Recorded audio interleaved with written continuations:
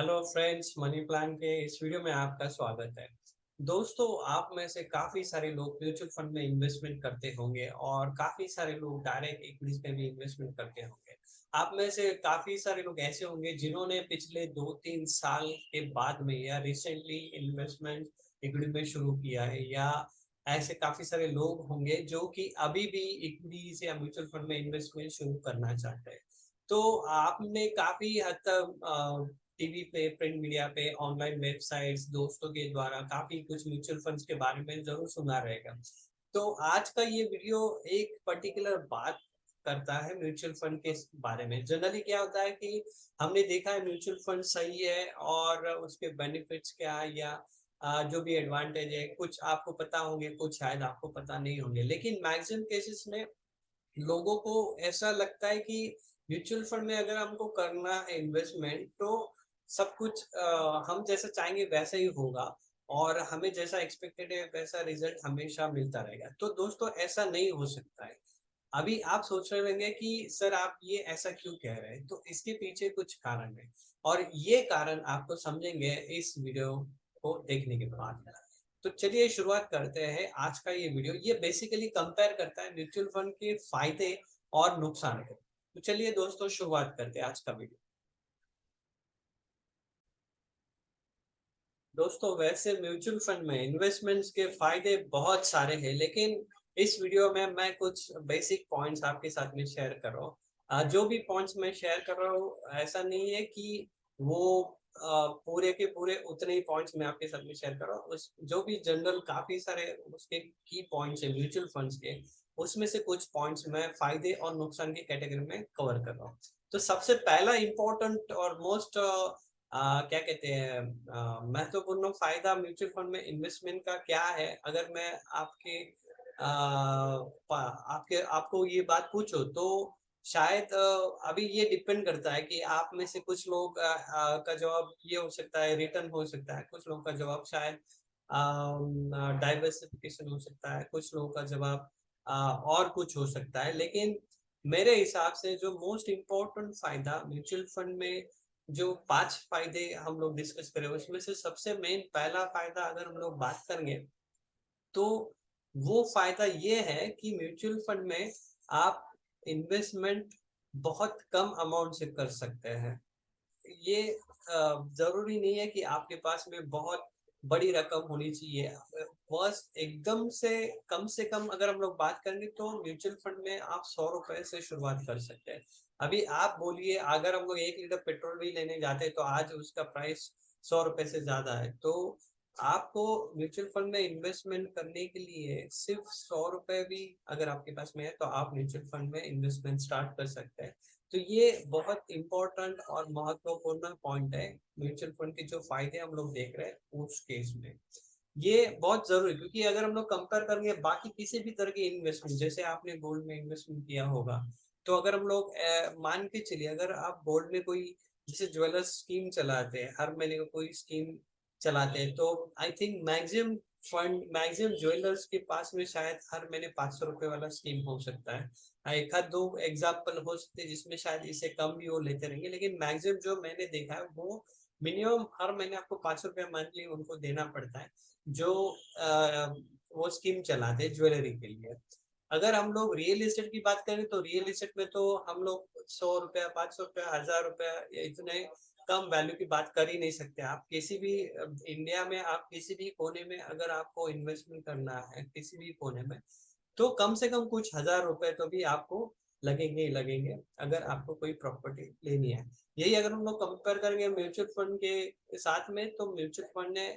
Fund में investments के लिए आपको सिर्फ 100 रुपए लग सकते हैं। अभी ये जो 100 रुपए की मैं बात कर रहा हूँ, तो ये 100 रुपया SIP के हिसाब से, अगर आप SIP करना चाहते हैं हर महीने 100 रुपए आप इन्वेस्ट कर सकते हैं, तो आप SIP के द्वारा म्यूचुअल फंड में शुरुआत कर सकते हैं सिर्फ 100 रुपए मंथली की SIP देकर। अगर आपको वन टाइम डालना है, सिर्फ एक बार डालना है, तो उसके लिए कम से कम जो अमाउंट है, मिनिमम अमाउंट, ये मैक्सिमम स्कीम्स के लिए 5,000 लगता है। कुछ स्कीम्स ऐसी हो सकती है जिनमें कि 5,000 से कम में भी आप इन्वेस्टमेंट कर सकते हैं। आज की तारीख में काफी सारी कंपनीज ऐसी है जो कि आपको जीरो बैलेंस फोलियो देती है। जीरो बैलेंस फोलियो का मतलब होता है कि अगर आपको सिर्फ म्यूचुअल फंड का अकाउंट ओपन करना है उस कंपनी की स्कीम के लिए, कोई एक पर्टिकुलर कंपनी की स्कीम के लिए, या कोई एक पर्टिकुलर एसेट मैनेजमेंट कंपनी के इसमें अगर आपको खाता खोलना है या अकाउंट ओपन करना है म्यूचुअल फंड के इन्वेस्टमेंट्स के लिए, तो आप जीरो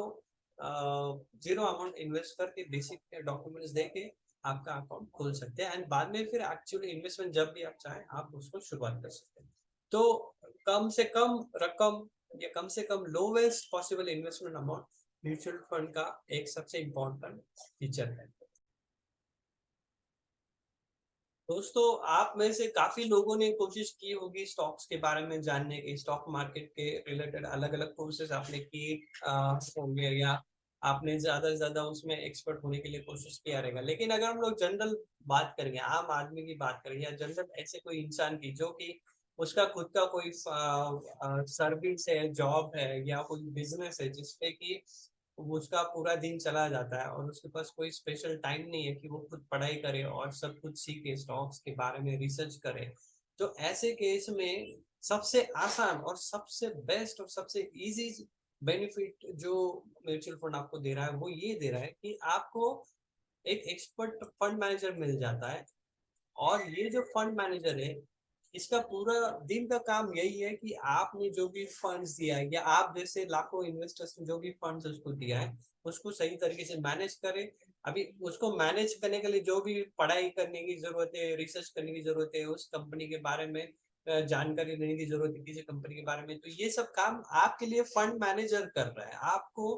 खुद कुछ भी उसमें पढ़ाई करने की जरूरत नहीं है, दिन भर मार्केट देखने की जरूरत नहीं है। आपके पास में एक डेडिकेटेड फंड मैनेजर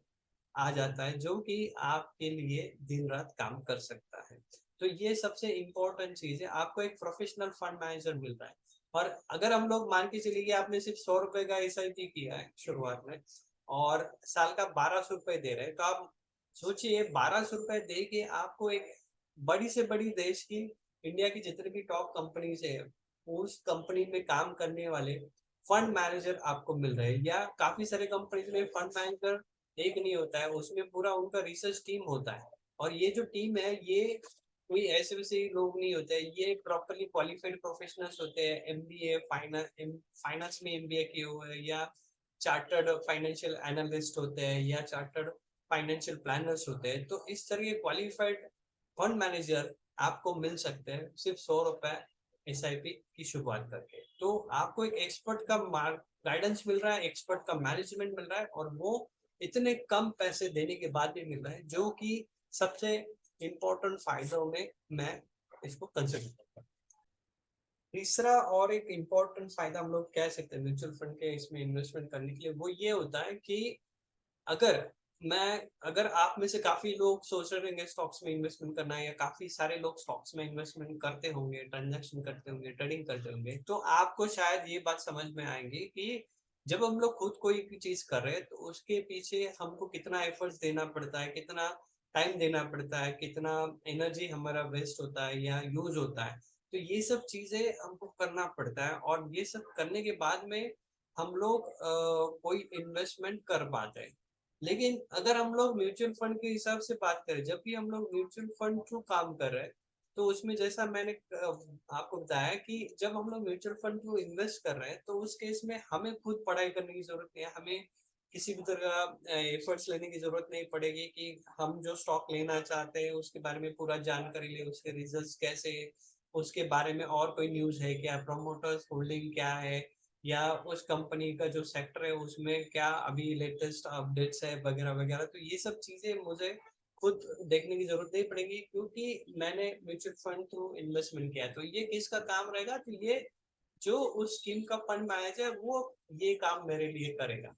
तो जितना भी मेहनत जो मैं अगर स्टॉक्स में इन्वेस्टमेंट करना चाहता हूँ, तो जो मुझे शायद करना पड़ेगा, उसके बिना मैं शायद प्रॉपरली सक्सेस इन्वेस्टिंग में नहीं देख पाऊंगा। तो वो जो भी चीजें वो मुझे करने की जरूरत नहीं है, वो मेरे लिए कोई फंड मैनेजर कर रहे हैं। अभी इसका सबसे इम्पोर्टेंट फायदा अगर हम लोग कह सकते हैं कि जैसे हम लोग बात करें, जब मैं खुद स्टॉक्स में काम कर रहा हूँ, तो उसमें जो भी प्रॉफिट लॉस होता है, वो जो भी प्रॉफिट लॉस होता है वो मेरा होता है, क्योंकि मैं जो भी शेयर ले रहा हूँ मैं उसका मालिक हूँ। तो अगर उस शेयर का रेट नीचे चला जाता है, माइनस में चला जाता है, वो कंपनी का रिजल्ट खराब आता है, वो कंपनी बंद हो जाती है, वो कंपनी के सेल्स कम आते हैं, तो ये जो भी नुकसान है ये डायरेक्टली मुझे बेयर करना पड़ेगा और ये मेरा रिस्क रहेगा क्योंकि मैं अकेला उसमें मालिक हूँ। लेकिन जब मैं म्यूचुअल फंड के द्वारा इन्वेस्ट कर रहा हूँ तो उस केस में मान के चलिए कि एबीसी कंपनी की मैं एक्स स्कीम में इन्वेस्टमेंट कर रहा हूँ, तो मैं जो इन्वेस्टमेंट इस एक्स स्कीम में कर रहा हूँ, मैं अकेला इन्वेस्टर इस स्कीम में इन्वेस्ट नहीं कर रहा हूँ, मेरे जैसे लाखों लोग रहेंगे जो कि इस स्कीम को इन्वेस्टमेंट करते होंगे। तो उस केस में क्या होता है, अगर समझ लीजिएगा कि ये जो कंपनी का स्कीम है एक्स स्कीम, अभी इस एक्स स्कीम ने समझो कोई वाई कंपनी में इन्वेस्टमेंट किया है 10 रुपए और ये कंपनी डूब जाती है, तो ये कंपनी डूब जाती है तो होगा क्या, अगर मैं इस कंपनी का मालिक होता या मैंने इस कंपनी का डायरेक्टली इंडिविजुअली मेरे डीमैट में शेयर लिया होता और ये कंपनी डूब जाती है, तो मेरा तो ये पूरा 10 रुपए इन्वेस्टमेंट किया जीरो हो जाता, मेरा रिस्क पूरा 10 रुपए का होता। लेकिन अगर मैं किसी एबीसी कंपनी के एक्स स्कीम के द्वारा इस वाई कंपनी में इन्वेस्टमेंट कर रहा हूँ, तो उस केस में क्या होगा, भले एबीसी के एक्स स्कीम जो इस कंपनी के इसमें इन्वेस्टमेंट कर रही है, इसका 10 रुपया जीरो हो गया, लेकिन मेरे जैसे लाखों लोग इस स्कीम में इन्वेस्टेड रहेंगे, तो ये जो 10 रुपए जो लॉस हुआ ये सब इन्वेस्टर्स में डिवाइड हो जाएगा या बढ़ जाएगा, तो उसकी वजह से मेरा जो लॉस है वो बहुत कम रहेगा या मेरा जो रिस्क है वो डिवाइड होके बहुत कम रहेगा। तो ये एक इम्पोर्टेंट चीज है, जब मैं म्यूचुअल फंड्स के द्वारा इन्वेस्टमेंट कर रहा हूँ, तो ये एक बहुत इम्पोर्टेंट फायदा है कि मेरा जो रिस्क है वो काफी कम हो जाता है। मैं इंडिविजुअल अगर काम कर रहा हूँ तो उसमें मेरा रिस्क शायद ज्यादा हो सकता है, जाहिर बात है मेरा रिस्क ज्यादा तो मेरा प्रॉफिट भी ज्यादा हो सकता है। लेकिन हम लोग जनरल अगर बात करेंगे या कोई ऐसा इन्वेस्टर जो जिसके पास में डेडिकेटेड टाइम नहीं है, जो खुद रिसर्च करके काम नहीं कर सकता है या जिसके पास लिमिटेड रिसोर्सेस है, तो ऐसे केस में म्यूचुअल फंड के द्वारा जब हम लोग इन्वेस्टमेंट करें तो उसमें ये एक तीसरा इम्पोर्टेंट पॉइंट है जो कि फायदे के हिसाब से हम लोग कह सकते हैं कि बहुत इम्पोर्टेंट है। अच्छा, हम लोग आगे के हिसाब से बात करेंगे और नेक्स्ट पॉइंट जो था, तो जैसे अभी हमने बात किया कंपैरिजन वाइज, अगर हम लोग बात करते हैं कि म्यूचुअल फंड में हम लोग जब इन्वेस्टमेंट करते हैं, मान के चलिए कि आपके पास में दो ऑप्शन है, या तो आप प्रॉपर्टी में इन्वेस्टमेंट करें या फिर आप म्यूचुअल फंड में इन्वेस्टमेंट करें। तो अभी क्या होता है कि आपने प्रॉपर्टी में आप में से काफी सारे लोगों ने इन्वेस्टमेंट किया रहेगा, तो उस केस में हम लोग क्या करते हैं कि हम लोग कोई एक पर्टिकुलर एरिया का फ्लैट देखते हैं या प्लॉट देखते हैं या शॉप देखते हैं और वहां पे हमने इन्वेस्टमेंट कर दिया, मान के चलिए हमने यहाँ पे 10 लाख इन्वेस्ट किया। अभी दूसरा वापिस आपको ऐसा लगा कि नहीं, दूसरी सिटी में एक प्रॉपर्टी है तो वहां पर अच्छा रेट आ सकता है, तो उसमें आपने 10 लाख इन्वेस्टमेंट किया या 5 लाख किया, जो भी है। तीसरा और एक कोई प्रॉपर्टी का प्रपोजल आपके पास में आया, तो यहाँ पर आपको एक अच्छा शॉप मिल रहा है जिसके लिए आपने 20 लाख रुपीज दिया। तो यानी अगर मैं ओवरऑल कहूँ तो अगर हम लोग जब प्रॉपर्टी के हिसाब से बात कर रहे हैं, प्रॉपर्टी में अगर आपने सिर्फ एक जगह पर लिया, यहाँ पर आपने 10 लाख रुपए इन्वेस्टमेंट किया या पूरा इन्वेस्टमेंट आपने यहाँ पे कर दिया, उसके बाद में अगर आपको लगता है कि ये जो दो नया अपॉर्चुनिटीज है उसमें आपको इन्वेस्टमेंट करना है, तो भी अगर आपने ये पहले प्रॉपर्टी में पूरा फंड्स डाल दिया तो आप ये दो प्रॉपर्टीज का इन्वेस्टमेंट नहीं कर सकते क्योंकि आपके पास में पैसा नहीं है। तो आपको आपका जो रियल एस्टेट का जो बास्केट है उसको डाइवर्सिफाइड करना बहुत डिफिकल्ट हो सकता है। या फिर अगर हम लोग मान के भी चलिए कि ये तीनों प्रॉपर्टीज आपने ले लिया तो भी आपको लगा टोटल 40 लाख रुपए, तो ये जो 40 लाख रुपए लगा के आपने जो भी प्रॉपर्टीज लिया है, अगर किसी वजह से ये जो प्रॉपर्टीज आपने जिस लोकेशन पे लिया है वो लोकेशन नहीं चलता है और कोई और ऐसा लोकेशन आपके सिटी या दूसरे सिटी में है जहां पर की बहुत ज्यादा डिमांड है रियल एस्टेट को या रियल एस्टेट प्रॉपर्टीज को, तो क्या होगा कि आपको ये प्रॉपर्टीज सब बेच के फिर आप उस एरिया में जा सकते हैं अगर आपके पास में एक्स्ट्रा फंड्स नहीं हो। तो यानी आपको डाइवर्सिफिकेशन या एरिया चेंज करना या लोकेशन चेंज करना ये शायद रियल एस्टेट में बहुत डिफिकल्ट है और अगर आप करना भी चाहे तो भी उसके लिए बहुत ज्यादा फंड्स की जरूरत पड़ेगी, बहुत बड़े अमाउंट के साथ में आपको फंड्स निवेश करना पड़ेगा, तब कहीं जाके आपका शायद थोड़ा बहुत डाइवर्सिफिकेशन कर सकते हैं, वो भी लिमिटेड कर सकते हैं। आपके पास 5 करोड़ 10 करोड़ भी आपके पास रहेंगे तो भी जो भी आप डाइवर्सिफिकेशन करेंगे उसमें बहुत लिमिटेशन होगा। यही अगर हम म्यूचुअल फंड की बात करेंगे तो म्यूचुअल फंड में आपने ए स्कीम में समझ लीजिएगा 10,000 रुपए इन्वेस्ट किया, ये स्कीम मान के चलिए कोई इंफ्रास्ट्रक्चर या समझ लीजिएगा ये कोई और ट्रांसपोर्ट कंपनीज के रिलेटेड सेक्टर को फोकस कर रही है, या ट्रांसपोर्ट के इसमें जो भी कंपनीज काम कर रही है उसमें उसी कंपनीज के स्टॉक्स में ये इन्वेस्टमेंट करी है। समझो 20 कंपनीज ऐसी की जो कि जिसमें आपने 10,000 रुपए इन्वेस्ट किया, तो ये गोल्ड रिलेटेड जो भी कंपनीज काम करी उसमें ये फोकस करिए। तीसरा कंपनी आपने उसमें अगर इन्वेस्टमेंट किया 10,000 रुपए, ये सिर्फ रियल एस्टेट के कंपनीज को फोकस करिए, उस सेक्टर को वो इन्वेस्ट करिए। तो म्यूचुअल फंड में आपको डाइवर्सिफिकेशन करने के लिए अगर हम लोग सेक्टर के हिसाब से भी फंड्स चुने और उसमें इन्वेस्टमेंट करेंगे तो भी आपको इन्वेस्टमेंट अमाउंट बहुत कम लगता है या बहुत नॉमिनल लगता है। और ये तो हमने स्पेसिफिक सेक्टर के हिसाब से बात किया। अगर हम लोग कोई पर्टिकुलर इन्वेस्ट स्कीम की भी बात करेंगे तो जनरल स्कीम की अगर हम बात करेंगे तो म्यूचुअल फंड के जो भी स्कीम्स होते हैं नॉर्मल, अगर जनरल फंड्स की बात करें कोई एक समझ लीजिएगा कि HDFC टॉप 100 फंड अगर हम लोग बात करें तो HDFC टॉप 100 फंड का अगर मैं ओवरऑल पोर्टफोलियो देखूं तो उसमें 30-40 तरह के स्टॉक्स रहेंगे, अलग अलग सेक्टर्स रहेंगे। तो भले इसका एनएवी का रेट मान के चलिए 2,000 रुपए,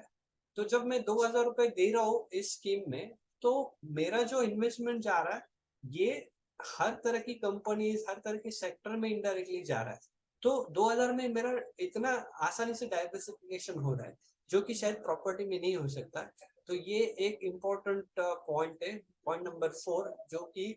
म्यूचुअल फंड में मैं अगर निवेश कर रहा हूँ या इन्वेस्ट कर रहा हूँ तो वो मुझे मिल सकता है कंपेयर टू बाकी जो भी इन्वेस्टमेंट्स के ऑप्शंस है उसके हिसाब से। अगर लास्ट हम लोग पॉइंट्स की बात करें, पॉइंट नंबर 5, जो कि म्यूचुअल फंड के फायदे क्या हो सकते हैं या फायदे क्या है मेरे हिसाब से, तो पॉइंट नंबर 5 ये होता है कि बहुत सिंपल और इजी टू मैनेज है। अगर आपने गोल्ड में इन्वेस्टमेंट किया है या आपके पास गोल्ड ज्वेलरी है या आपके पास में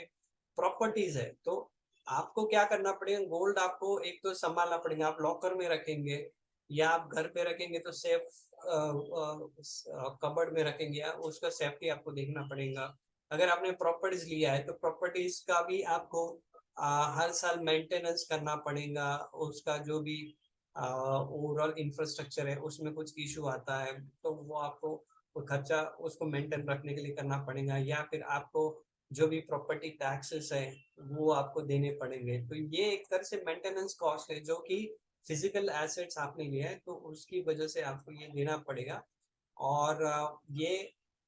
करने के बाद भी आपको ओवरऑल उसको संभालना और मेंटेन करना बहुत डिफिकल्ट है। लेकिन यही अगर आप लोग म्यूचुअल फंड में जब लोग इन्वेस्टमेंट कर रहे हैं तो पहली बात तो आपको उसको लेना बहुत आसान है। तो प्रॉपर्टी के केस में आपको पूरा वो क्या कहते हैं, एक तो फंड्स बहुत ज्यादा लगेगा,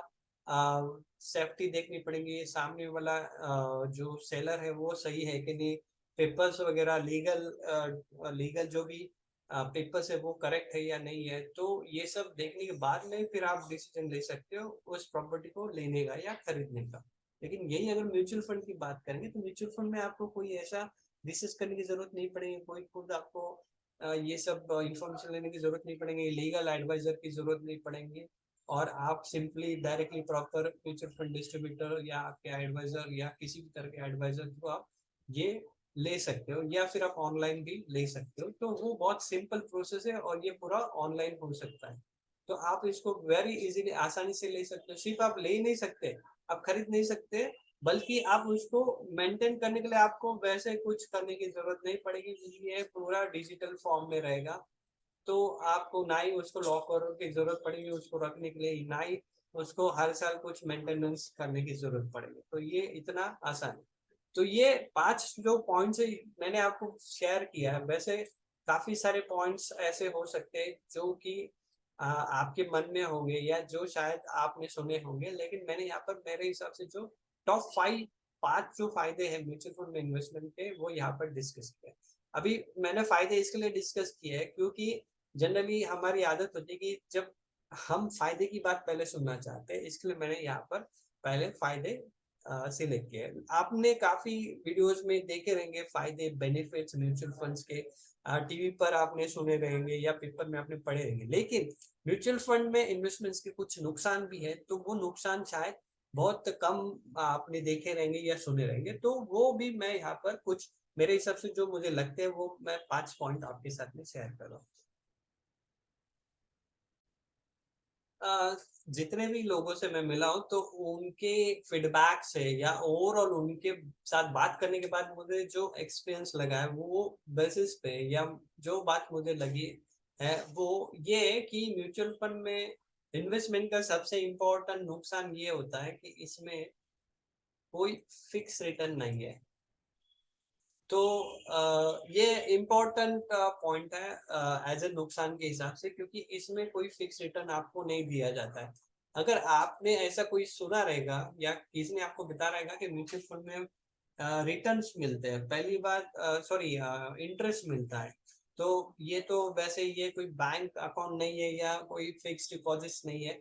जो कि आपको फिक्स रिटर्न दे सके। तो वैसे देखा जाए तो ये पॉइंट एक हिसाब से हम लोग बोल सकते हैं कि यहाँ पर वैलिड नहीं है, लेकिन हम लोग नुकसान की बात कर रहे हैं सिर्फ। तो उस केस में यहाँ पर मैं कह सकता हूँ कि म्यूचुअल फंड में जो फिक्स रिटर्न नहीं है वो एक इम्पोर्टेंट पॉइंट है एज अ नुकसान के हिसाब से, क्योंकि बाकी सारे एसेट जो भी होते हैं उसमें जनरली जब भी हम लोग बात करते हैं लोगों से कि म्यूचुअल फंड में आप इन्वेस्टमेंट कीजिए, या शायद आप में से काफी सारे लोगों ने जब पहली बार म्यूचुअल फंड में इन्वेस्टमेंट करने का सोचा रहेगा तो आपके मन में सबसे पहले यही सवाल आया रहेगा कि म्यूचुअल फंड में इन्वेस्टमेंट करने के बाद में या करने से आपको रिटर्न कितना आएगा। तो मोस्ट इम्पोर्टेंट चीज जनरली लोगों को लगता है रिटर्न है, और होना भी चाहिए कुछ हद तक। तो उस केस में म्यूचुअल फंड में फिक्स रिटर्न नहीं है, ये एक इसका इम्पोर्टेंट वीक पॉइंट या निगेटिव पॉइंट बोल सकते हैं। और इसीलिए आपने काफी बार जब भी म्यूचुअल फंड का एड्स आप देखते हैं या कहीं पर आप ने पढ़ा रहेगा तो उस केस में ये बात जरूर कही जाती है कि mutual funds are subject to market risk, please read all scheme related documents carefully. तो इसका मतलब सिंपली यही है कि जो भी रिटर्न्स इसमें आ रहा है ये वेरिएबल आ रहा है, बैंक एफडी या सेविंग अकाउंट की तरह आपको कोई एक फिक्स रिटर्न नहीं मिलने वाला। तो ये आपको ध्यान में रखना जरूरी, ये एक इम्पोर्टेंट नुकसान वाला पॉइंट हम लोग कह सकते हैं पहला वाला। अगर दूसरे वाले की बात करें तो मेरे हिसाब से म्यूचुअल फंड में जब भी आप रिडम्पशन करते हैं या उसको बेचते हैं, तो अगर आपको म्यूचुअल फंड में कुछ प्रॉफिट हो रहा है ओवरऑल,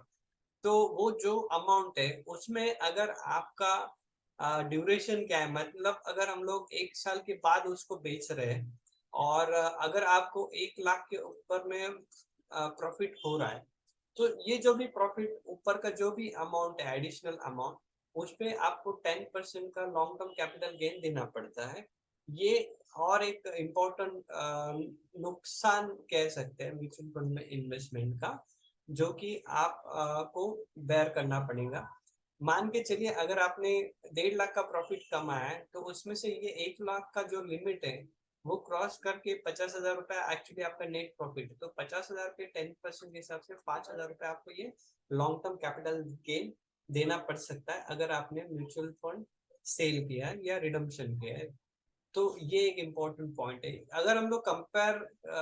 टेम्पररी करेंगे, वैसे कंपेयर करना गलत होगा, लेकिन हम लोग जस्ट एक नॉलेज पर्पज के लिए अगर हम कंपेयर करेंगे तो कुछ ऐसे प्रोडक्ट है फाइनेंशियल प्रोडक्ट जिसमें कि आप इन्वेस्टमेंट करने के बाद में जो भी मैच्योरिटी बनता है या जो भी आपको बेनिफिट्स मिलते हैं तो उस पे टैक्स आपको नहीं देना पड़ता है। लेकिन म्यूचुअल फंड में जो भी आपको प्रॉफिट होगा वो लॉन्ग टर्म या शॉर्ट टर्म कैपिटल गेन के हिसाब से, या आपका फंड्स का स्कीम, ये मैं जो बात कर रहा हूँ ये इक्विटी की बात कर रहा हूँ, अगर आपका स्कीम जो है वो अलग कैटेगरी में है तो उस हिसाब से जो भी कैपिटल गेन के हिसाब से नॉर्म्स एप्लीकेबल रहेगा उस स्कीम के लिए, उस बेसिस पे आपको टैक्सेशन देना पड़ सकता है। तो ये एक दूसरा पॉइंट है म्यूचुअल फंड में अगर आप इन्वेस्टमेंट कर रहे हैं तो नुकसान के हिसाब से। अभी तीसरा अगर हम लोग बात करेंगे तो मेरे हिसाब से एक इम्पोर्टेंट पॉइंट है, हालांकि उसको हम लोग फायदे के इसमें भी आपने सुना रहेगा, मैक्सिमम केसेस में आपने उसके इस पॉइंट को पर्टिकुलर फायदे या म्यूचुअल फंड के बेनिफिट के अंडर में सुना रहेगा, लेकिन मेरे हिसाब से वो कभी कभी नेगेटिव भी काम करता है। तो वो पॉइंट ये है कि लिक्विडिटी, हमने देखा रहेगा, आपने भी सुना रहेगा और शायद आपने यही सोचकर म्यूचुअल फंड में इन्वेस्टमेंट किया रहेगा कि म्यूचुअल फंड में जब हम लोग इन्वेस्टमेंट करें तो उसको कभी भी निकाल सकते हैं, उसको कोई लॉक इन नहीं होता है। मैक्सिमम स्कीम्स को, कुछ सिलेक्टेड स्कीम्स अगर टैक्स सेविंग वाली स्कीम है तो उसको 3 साल का लॉक इन पीरियड होता है, लेकिन मैक्सिमम स्कीम्स जो आजकल चलती है उसमें लॉक इन पीरियड लगभग नहीं होता है मैक्सिमम स्कीम्स में। तो उस केस में लिक्विडिटी ना होना ये एक नुकसान वाली बात है। क्यों मैं ऐसा कह रहा हूँ, क्योंकि हमने काफी बार देखा है, स्पेशली कोरोना के पीरियड में क्या है कि कोरोना से पहले जो लोग इन्वेस्टमेंट कर रहे थे या जिन्होंने कोरोना से पहले इन्वेस्टमेंट किया, उन्होंने ये बोल के इन्वेस्टमेंट किया था या उनको ये दिमाग में था कि ये जो भी हम लोग इन्वेस्टमेंट कर रहे हैं या म्यूचुअल फंड में जब हम लोग इन्वेस्टमेंट कर रहे हैं तो ये लंबा समय के लिए या लॉन्ग टर्म के लिए। लेकिन जब कोरोना आया तो उसके बाद में वो पैनिक हो गए और वो बीच में ही अपना पैसा निकाल के वो स्कीम उन्होंने बंद कर दी है जहां पर उन्होंने इन्वेस्टमेंट किया था। अभी ऐसा क्यों हुआ, क्योंकि क्या होता है म्यूचुअल फंड्स का जो भी रेट्स होते हैं या यूनिट की जो रेट्स आपने सुने रहेंगे, तो ये जो यूनिट्स के रेट्स है ये आप डेली देख सकते हैं, आप गूगल पे देख सकते हैं, आप उस कंपनी की साइट पे देख सकते हैं या आपके पास कोई मोबाइल ऐप है तो उसमें आप देख सकते हैं। तो आपको उस कम आपने किसी स्कीम में इन्वेस्टमेंट किया, उस स्कीम का रेट जो है डेली का वो आप इजीली देख पाते हो। तो क्या होता है जब कोई अनसर्टन कंडीशंस हो जाती है कोरोना जैसी, जिसकी वजह से पैनिक हो जाता है ओवरऑल क्लाइमेट, एंड फिर टीवी पर आप सुनते हैं, न्यूज पर सुनते हैं, दोस्तों के साथ बात करते हैं, पेपर में पढ़ते हैं कि बहुत पैनिक सिचुएशन है, वॉर चल रहा है या कोरोना आ गया या और कुछ हुआ। तो ये देखने के बाद में इस केस में पेशेंस रखना बहुत ज्यादा डिफिकल्ट होता है। और म्यूचुअल फंड का सबसे बड़ा डिसएडवांटेज या नुकसान हम लोग कह सकते हैं, क्योंकि इसको हम लोग कभी भी निकाल सकते हैं। तो कुछ क्लिक्स में हम लोग उसको सेल कर सकते हैं और 2-3 दिन में आपके अकाउंट में पैसा आ सकता है। तो ये सबसे इम्पोर्टेंट और नेगेटिव पॉइंट म्यूचुअल फंड में इन्वेस्टमेंट्स का है। अगर हम लोग आगे के चौथे पॉइंट की बात करेंगे तो जैसा मैंने पहले पॉइंट जो डिस्कस किया इससे पहले कि इजी रिडम्पशन पॉसिबल है, तो वो एक इम्पोर्टेंट फैक्टर है यहाँ पर जो हम लोग कह सकते हैं। तो पैनिकनेस की वजह से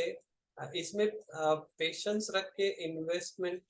कंटिन्यू करना ये बहुत डिफिकल्ट है। तो काफी बार हमने देखा है लोग कहते हैं 10 साल के लिए 15 साल का इन्वेस्टमेंट करना, लेकिन प्री मैच्योर विड्रॉल्स काफी पहले हो जाता है। या SIP अगर हमने शुरुआत की है 10 साल के लिए 15 साल के लिए, तो काफी बार सिचुएशन बदलने के बाद हम लोग उसको 2 साल 5 साल में ही उसको बंद कर देते हैं और पूरा फंड विड्रॉ कर लेते हैं। तो ये इम्पोर्टेंट पॉइंट है। और ये क्यों हो रहा है, क्योंकि म्यूचुअल फंड में सब कुछ ट्रांसपेरेंट है। आप जिस स्कीम में इन्वेस्टमेंट करें वो स्कीम कौन से स्टॉक ले रही है, वो स्कीम का आज का रेट क्या है, ओवरऑल मार्केट क्या है, या ओवरऑल उस सेक्टर में डेवलपमेंट्स क्या चल रहा है जिस स्कीम में आपने इन्वेस्टमेंट किया, ये सब सारी इंफॉर्मेशन आपको मिलती रहती है। और इसकी वजह से क्या होता है कि ज्यादा इंफॉर्मेशन जब हमको मिल रही है तो कभी कभी हम लोग पैनिक हो जाते हैं, हम लोग कंट्रोल खो बैठे हैं, एंड उस केस में फिर हम लोग हमारा जो भी डिसीजंस होता है उसको फॉलो नहीं करते। यही अगर हम लोग किसी इंश्योरेंस में जब हम लोग इन्वेस्टमेंट करते हैं तो इंश्योरेंस में क्या होता है कि उसमें कंपलसरी लॉक इन पीरियड होता है। तो उस लॉक इन पीरियड होने की वजह से आपको अगर जरूरत है, आप चाहते हैं, तो भी आप वो जो भी अमाउंट आपने प्रीमियम के तौर पे इंश्योरेंस कंपनी को दिया है वो आपको नहीं मिलता है, क्योंकि आपने ऐसी स्कीम में पैसा डाला है या ऐसी जगह पर पैसा डाला है जिसमें कि लॉक इन पीरियड दिया गया है और ये प्री मैच्योर विड्रॉल पॉसिबल नहीं होता है। लेकिन म्यूचुअल फंड में अनफॉर्चुनेटली ये ऐसा सब कुछ लॉक इन नहीं होता है मैक्सिमम स्कीम्स में। तो फिर अगर आपकी स्कीम में लॉक इन नहीं तो आप क्या करेंगे, अगर आप पैनिक हो जाते हैं या मार्केट बहुत तेजी से गिर रहा है, आपको लगता है कि सब कुछ खत्म हो जाएगा, बहुत ज्यादा लॉस हो रहा है, आपका वैल्यूएशन नेगेटिव चल रहा है, तो ऐसे केस में जब आप डेली उसको देखते हैं, आपके वैल्यू को देखते हैं, तो आप पैनिक हो सकते हैं। एंड उस केस में आप फिर आपका विड्रॉ जो भी रिडम्पशन करना है वो आप करके उस स्कीम से आप बाहर निकल सकते हैं। और मैक्सिमम केसेस में स्पेशली कोरोना में हमने देखा है कि काफी लोगों को लॉस जो हुआ है या नुकसान जो हुआ है वो इसी चीज की वजह से हुआ है कि वो पैनिक हो गए और उसकी वजह से वो जल्दी निकल गए। तो ये और एक पॉइंट है जो कि मैं कह सकता हूँ म्यूचुअल फंड में इन्वेस्टमेंट करने का, कि इसको किसी भी तरह की क्या कहते हैं रोक टोक नहीं है, और ये ट्रांसपेरेंसी है, आपका वैल्यूएशन आपको दिखता है, तो वो आपके डिसएडवांटेज के हिसाब से हो सकता है अगर आपने आपके ऊपर कंट्रोल नहीं रखा तो। और एक पॉइंट जो हमने अक्सर देखा है या मेरे एक्सपीरियंस के हिसाब से पिछले 15 साल में जो मैंने देखा है वो ये देखा है कि क्या होता है, स्टॉक्स हो गया, इक्विटी इन्वेस्टमेंट्स हो गया, या किसी भी तरह का फाइनेंशियल एसेट्स में जब हम लोग इन्वेस्टमेंट करते हैं, तो उस केस में लोगों का विश्वास जल्दी नहीं बैठता है या लोग जल्दी आसानी से उसको मानते नहीं है। अगर आपने बैंक में जब आप एफडी करने जाते हैं तो बैंक में आप एफडी क्यों कर रहे हैं या किस बेसिस पे आपको ट्रस्ट होता है कि आप बैंक देखते हैं, बैंक का बिल्डिंग वहां पर खड़ा है, बैंक के लोग वहां पर खड़े हैं और बैंक का स्टाफ आपको दिखता है, तो या बैंक का नाम है, गवर्नमेंट बैंक है, या बड़ा कोई इंस्टीट्यूशन है उसका बैंक, तो ये सब आपको जब ट्रस्ट होता है उसके बाद में आप एफडी वहां पर जाके देते हैं या करते हैं। यही अगर हम लोग फाइनेंशियल एसेट्स की बात करेंगे या जैसे शेयर्स हो गया या म्यूचुअल फंड में लोगों को पहले तो काफी हद तक काफी सारे ऐसे मिसअंडरस्टैंडिंग है या रॉन्ग अंडरस्टैंडिंग है, जिसकी वजह से क्या होता है कि उनके मन में कंफ्यूजन है और उनको वैसे भी म्यूचुअल फंड्स की स्कीम में ट्रस्ट जल्दी नहीं आता है। अभी पिछले 1-2 साल में सिचुएशन चेंज हो रहा है, लेकिन अभी भी काफी बार हमने देखा है कि काफी लोगों को फाइनेंशियल एसेट्स पे इजीली ट्रस्ट करना मुश्किल होता है क्योंकि वो फिजिकल नहीं होते। फिजिकल कोई चीज आपके हाथ में, आपने कोई गोल्ड ज्वेलरी लेना है, आप जब आप गोल्ड का ज्वेलरी हाथ में लेते हैं तो आपका ट्रस्ट अपने आप बैठ जाता है।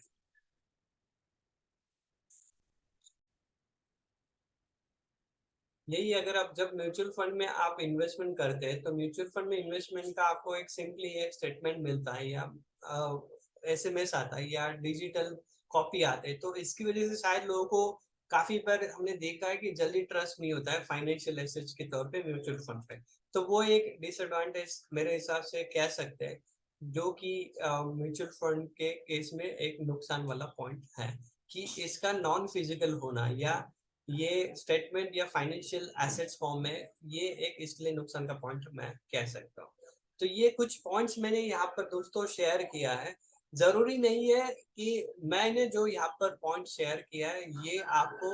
क्या कहते हैं, आपके मन में जो भी पॉइंट्स है वो सारे मैंने यहाँ पर कवर किए होंगे। मैं मेरे हिसाब से कुछ स्पेसिफिक पॉइंट्स यहाँ पर इस वीडियो में कवर करने का कोशिश किया है, और इसके अलावा काफी सारे प्लस पॉइंट्स और माइनस पॉइंट्स म्यूचुअल फंड के बारे में हो सकते हैं। दोस्तों देखा आपने कि कैसे म्यूचुअल फंड्स के बारे में कुछ प्लस पॉइंट्स और माइनस पॉइंट्स, मतलब फायदे और नुकसान क्या क्या म्यूचुअल फंड में, ये आपको इस वीडियो से जरूर समझ में आया होगा। अभी अगर हम लोग मैक्सिमम हिसाब से बात करेंगे, वैसे हर एक चीज के कुछ अच्छे पॉइंट्स होते हैं, कुछ खराब पॉइंट्स होते हैं। अभी वो हमारे ऊपर है कि हम लोग उस चीज को हम हमारे फेवर में कैसे करते हैं। जो कुछ नेगेटिव पॉइंट्स या नुकसान वाली बातें उस चीज में है, तो उसको हम लोग हमारे फेयर में किस तरह से कर सकते हैं, ये हमारे ऊपर डिपेंड होता है। और उसी तरह से म्यूचुअल फंड में भी जो मैंने नुकसान के पॉइंट्स यहाँ पर दिखाए हैं, तो उन पॉइंट्स को हम लोग कैसे हमारे फेयर में करके उसको फायदे के पॉइंट्स में कन्वर्ट कर सकते हैं, ये हमें डिसाइड करना होगा। और आप उसको जरूर बिल्कुल उसको फायदे के इसमें कन्वर्ट कर सकते हो। तो दोस्तों ये वीडियो आपके सबकी रिक्वेस्ट से मैंने यहाँ पर प्रेजेंट किया, क्योंकि मैंने पिछले काफी दिनों से इस बारे में लोगों से डिस्कस करा था, और काफी सारे लोगों का ये कहना था कि मैक्सिमम जगह पर उनको म्यूचुअल फंड के बेनिफिट्स और फायदे क्या है ये सभी उनको बताए जाते हैं, लेकिन नुकसान वाले कुछ पॉइंट्स जो कि वो समझना चाहते थे कि वो ना करें या उसको कैसे वो फायदे में कन्वर्ट कर सके, इस बारे में मैंने कुछ इन्वेस्टर से डिस्कशन किया था और तब जाके मुझे इस वीडियो के बारे में आइडिया आई थी। तो उसको चलते हुए मैंने ये वीडियो आपके साथ में प्रेजेंट किया है। इस वीडियो को आप जरूर लाइक और शेयर कीजिएगा और हमारे चैनल को भी आप सब्सक्राइब करें ताकि जब भी मैं नया कोई वीडियो अपलोड करूं उसका नोटिफिकेशन आपको मिलता रहे। तो इसी के साथ मिलते हैं नेक्स्ट वीडियो में, तब तक के लिए जय हिंद।